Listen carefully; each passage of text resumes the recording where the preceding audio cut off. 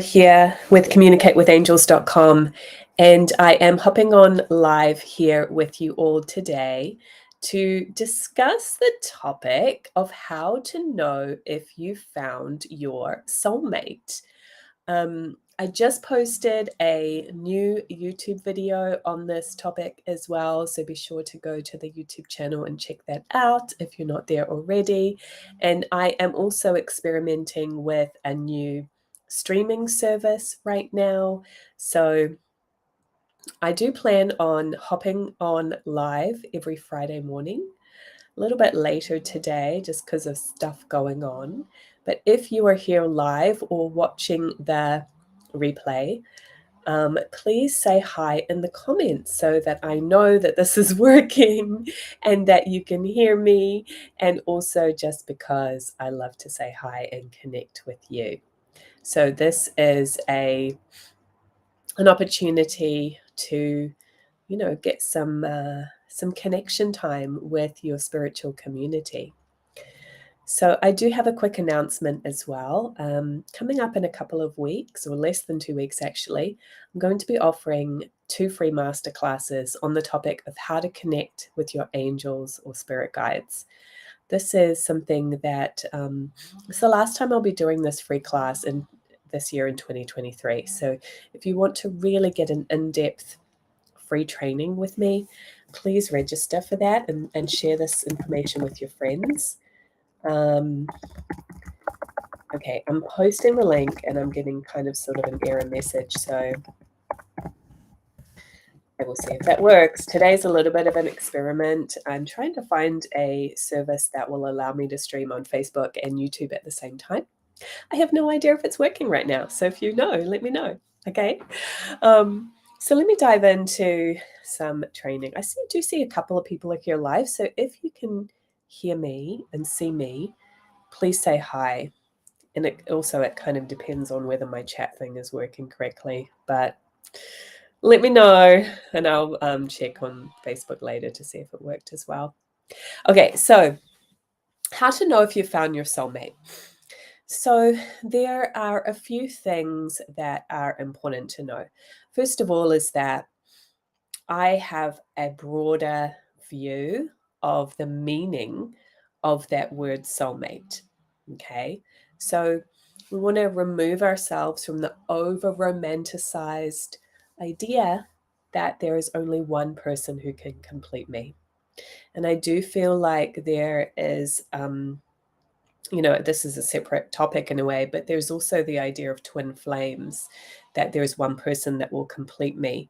And I do think that is an out of balance situation. I think I've seen that belief in twin flame with some of the people I've worked with really get them kind of confused and off track. So a soulmate is a person who you interact with, who you have a connection with, an affinity with, and a contract with. And whether that soulmate ends up being a friend, a family member, a lover, regardless of that, there is a soul connection. Now, I do want to acknowledge that romantic connection is one that is extremely meaningful. And I'm very grateful to consider that I am in a relationship with a soulmate right now. But I don't think there's only one soulmate, right? There's not one person that will complete you. We can have many types of fulfilling, soul enriching relationships. But if we are talking in the romantic context, how do you know if you found a soulmate? Well, there's 2 factors, affinity and contract.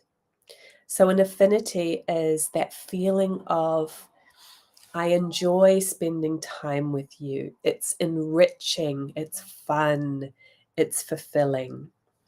You might even just say that there's some people that you just click with and jive with, and some not so much. And that's not a good thing or a bad thing. It just is, right? So there's some people that you just really have that soul affinity with. There's this feeling of connection. We get each other. Yeah, I'm sort of trying to find words to describe this feeling, which is not always an easy thing to do. And so as I talk about this, I'm thinking about examples in my own life of friends that I instantly have a connection with. Last weekend, I did a training on Zoom, and there was about 13 or 14 people there. And every single one of those people I've known for many years, actually, through a spiritual community that I'm a part of. And so we were sent to breakout rooms. And as I was sharing with some people in the breakout room, because I know that person, I'm instantly feeling like my energy is lifted. I'm excited to talk to them. I have that connection. And then there were other people who we were sharing and we were completing the exercise that we were asked to do, but there was not that feeling of connection there. And again, that's not a good thing or a bad thing. It's just that there are some people that we have an affinity with because we have a similar state of consciousness. Okay. And that's just a spiritual evolution kind of a thing. Then we have contracts. So a contract is a reason for us to come together. What are we learning and growing from this interaction? How is this person enriching your life in a way that would not be possible on your own? Right? So in my relationship now, what I'm experiencing and what I've identified as one of the reasons for the contract is because one of my blockage areas from my childhood was fear of not being loved. There was a lack of, for me, a lack of feeling that my parents, I know they love me. It's a tricky thing to talk about. But anyway, however it originated is that there was a feeling of, I need to know that I'm loved or I feel kind of unworthy. I was in a household where nobody said, I love you. It was my parents didn't communicate well together. They kind of lived separate lives. They ended up divorcing, but it took a really long time. So there was many years where there was this feeling of disconnection in the house. No outward manifestations of affection, lack of communication, etc. So I needed to learn how to express and communicate because it wasn't well expressed in my childhood. And so I've attracted somebody in my life now that is helping me to learn to do that and to feel comfortable with vulnerability and true feelings and expression and coming out of a lifetime of feeling like I'm shy. Okay. So I'm sharing some very personal things here, but I'm just sharing that to demonstrate that I've been able to identify the main learning and growing from the relationship that I'm in now, the romantic relationship in my life. And he will have a different thing that he's learning from me. I can guess, but I kind of consider that to be not really my business to a certain extent. Okay. So if you have both that affinity and that contract, it's probably a soulmate relationship. Because if in order to have that real strong affinity with somebody, you've likely known them in a past lifetime. It's like this feeling of picking up where I left off. We have history together, right? We know each other from before, and we kind of have karma that we need to work through as well. And sometimes that doesn't always feel positive, but you'll know that there's a contract if there's this general energy of feeling uplifted in that relationship. If the relationship starts to actually feel like it's, how do I say this, to drag you down rather than lift you up, then maybe that contract is over, right? And some contracts are really short. Maybe you're just in a relationship with somebody for 2 months and then it has to end. You've learned what you needed to learn. 1, 2, 3, cut, move on to the next person. Because let's face it, how many people are on the planet right now? I don't know, like 7 billion at least, probably more. There's not a lack of relationships out there for you. And if you're one of those people who are saying there's no good men out there, there's no relationships for me, I really want you to consider, what are you manifesting and creating by thinking and talking that way? You're creating lack, because the reality is there isn't lack. There's no lack of people on this planet. So how about you shift that around and say, okay, I know that there is an abundance of relationships and soulmates there for me. What do I need to do to bring that into my life and to believe in that truth? That's what I did when I manifested my my relationship. I said, I know that because I had been in a not so positive relationship prior to that, and I really needed to create a relationship that was positive and balanced, right? The previous relationship was not balanced. Somebody was trying to control me, and I was being the controlled. So I needed to create a different situation where there was balance and harmony. That's actually my spiritual thrust in life. So I knew what I wanted to create, and I came from this mindset of abundance. I know there are a lot of wonderful men out there. I had a few criteria that were more on the physical attribute side, like the age difference I wanted. I didn't want somebody much older than me. I didn't really want somebody really younger than me. I wanted to have a pretty close age difference. Yeah. But I didn't prescribe too many of those sorts of limitations on it because I really wanted to be open to the kind of energy that I wanted to create in that relationship. And if you are having that mindset of there's only one person out there for me and I've got to find them in this sea of whatever, right? You're probably going to feel like there's a lack.